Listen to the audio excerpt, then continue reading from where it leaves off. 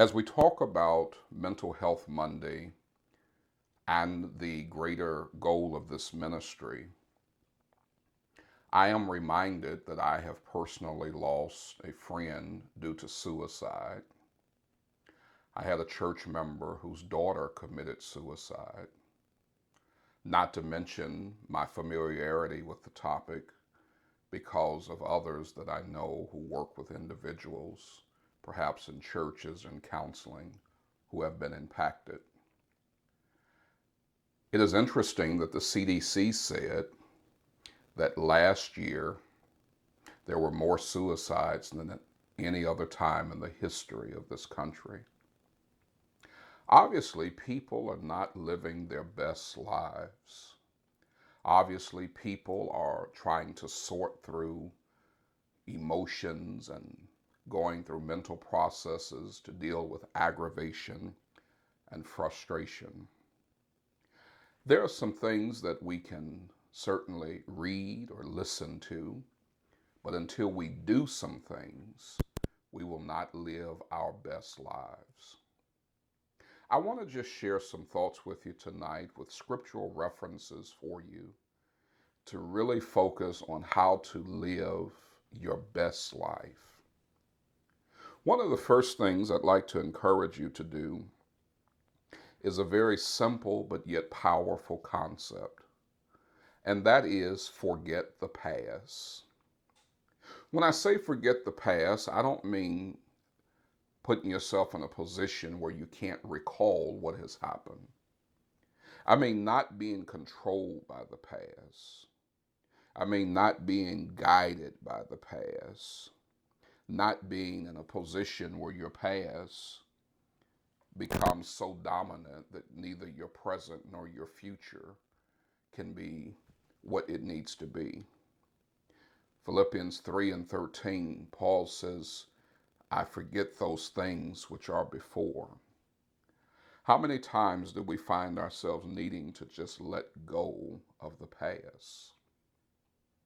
Next, we need to not only forget the past, but we need to focus on something or find something that we can look forward to.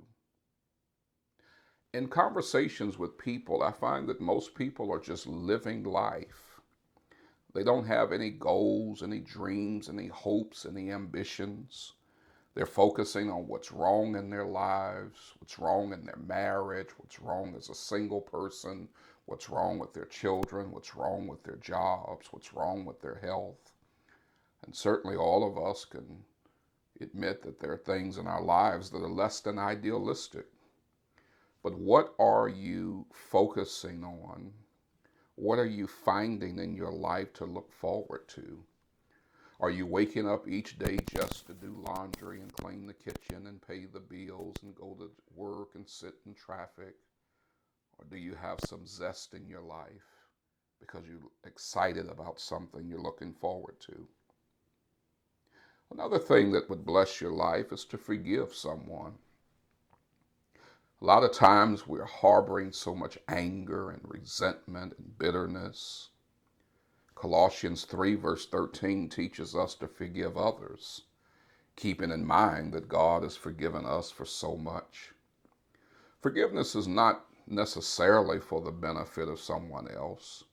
It will certainly benefit them if you forgive them, but it'll certainly benefit you when you let go of that and release that and put it in the hands of God.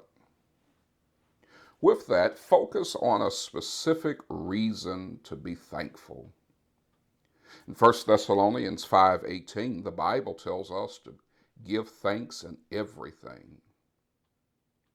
Are you sad? Are you down?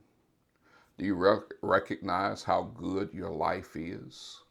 Just think about and focus on something to be thankful for. Next, fellowship with someone.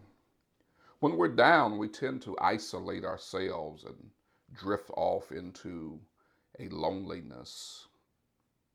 It's not just that people disconnect from us. Sometimes we disconnect from people. 1 Thessalonians 5:11 says, that we're to comfort one another, edify one another. Fellowship can be fun. And speaking of fun, have some fun in life. I have found that people just seem to be uptight and sensitive and moody. And I'm talking about folk in churches. We ought to have fun. I think sometimes we believe being a Christian means you cannot have fun. Certainly there are parameters that we want to consider. We're not talking about drunkenness or drug addiction or things of that nature, but life can be fun. And sometimes the greatest fun is in the simplest of things. Beloved, we're not promised tomorrow. We're not promised the rest of this evening. Live your life to the fullest. Don't wait till you die to rest in peace. How about living in peace?